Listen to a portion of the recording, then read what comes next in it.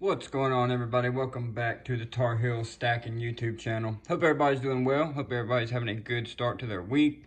In today's video, I'm kind of going to be discussing, if you're a pure stacker, I'm going to kind of go over what silver to stay away from if you're truly just trying to get the best value and the best bang for your buck and you're purely just trying to stack weight.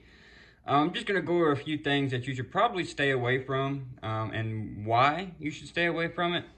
That's not, needing to say, you could, every once in a while, it could be a one-off purchase, but the majority, like I said, if you're just trying to stack weight and build up your silver stack, then these are probably going to be some options that you're going to want to stay away from. So first off, and one is the most common, is not just slabbed coins. So if you're a coin collector and you like numismatics, collecting, that's all well and dandy, but at least for me, slabbed silver bullion is, in my opinion, it's just not necessary. I'm not a big fan of it because slab bullion, when you go to sell it, if you ever do want to sell it, you're not going to get the numismatic value out of it unless it's a specific type. And most of the time, a lot of people, when they get bullion slab, they're just paying for the case and it's not really any more valuable. This one here, the only reason I have it, and this is really one of the only slabs that I have, is because, as you can see, it's a North Carolina slabbed ASE series. And, I do like collecting North Carolina stuff.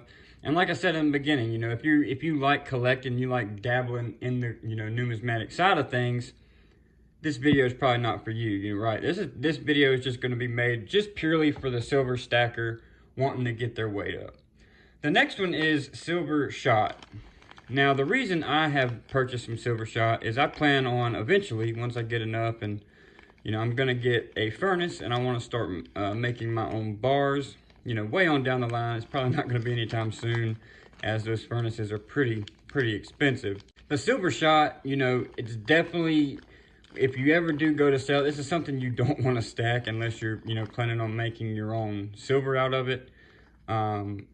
Because a lot of, local coin shops and stuff like that, they don't even want it. And a lot of times you will get way under spot if you do try to sell silver shot at a coin shop. And again, I've even seen some coin shops not even want it or not even accept it. So, you're kind of taking a gamble when purchasing silver shot.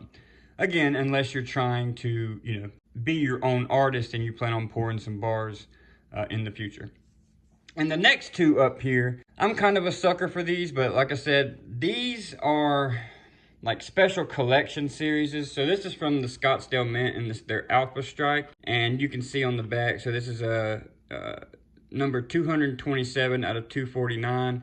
And it's just their Alpha Strike series. So they have many of these kind of coins that they make, and you can complete that series. But these have a really high premium on them. Compared to what spot is, and the premium kind of follows them sometimes. The good thing about them is they kind of hold their value even if spot does go down. They do hold their value pretty well, but again, if you ever do want to go and sell them, you're really not going to get probably what you paid for them unless you get them at a really good deal. A bullion dealer isn't really going to pay exactly what they're worth because they're not sitting there trying to collect it right. Now, you can take it upon yourself to go try and sell these in secondary markets, which is what I do if I do try to sell things. I sell on Whatnot and I'll go sell on eBay. But if you just want to take these things to a bullion dealer, they're not looking to collect these specific items and they're not willing to pay, top dollar for what they're worth. So, you're kind of going to get shorted and get the short end of the stick on that deal, right? But I kind of just wanted to make this refresher video of anybody new to stacking. I know you can kind of get mesmerized sometimes by seeing all this pretty silver and these, like, look at that pack. Like, it's just an awesome looking package. And I know when you're new to silver stacking, you can really get overwhelmed and you can see shiny new things and be like, oh, I want that, and not knowing you're making the mistake of buying something that you're probably not going to get your value back out of unless you just hold on to it for the, the rest of your life and pass it down. So I kind of want to just make that as a refresher video to anybody new coming into the scene. Again, it's very easy, and even myself, when I first started stacking, I made that mistake a couple of times, right? And, you know, I'm glad I'm able to learn from it and be able to share it with other new stackers along the way, because it can really save you some time, money, and after you buy the piece, you'll find out you didn't even want it, right? You'll have it for a little while and you're like, why did I even buy this? I could have got, you could have got, 3-4 rounds for the price of a 10 gram, pamp, right? So it's just, you just got to weigh out the options. Do you really want it? Do you really have to have it? Or would you rather just go get some straight up bullion or get some bars or save up for that gold you want? Or do you want to, start chasing series, right? And what I do and what I have done, and I recommend this to all new stackers that come into the community or just start stacking in general, is when you first start stacking, get you a good base down, right? Get you some, generic rounds, some generic silver, some bars, some 10-ounce bars, 5-ounce bars, whatever. Get you a good base of silver. And then once you have a good base and you're kind of comfortable where you're at and you start to slow down, you can start venturing into the numismatic world, right? You can start venturing into this kind of stuff because it looks pretty and just start having a little bit of fun with it, right? And it all depends on the reason you get into, buying and silver and gold in the first place. It all depends on your specific goals and your specific needs, right?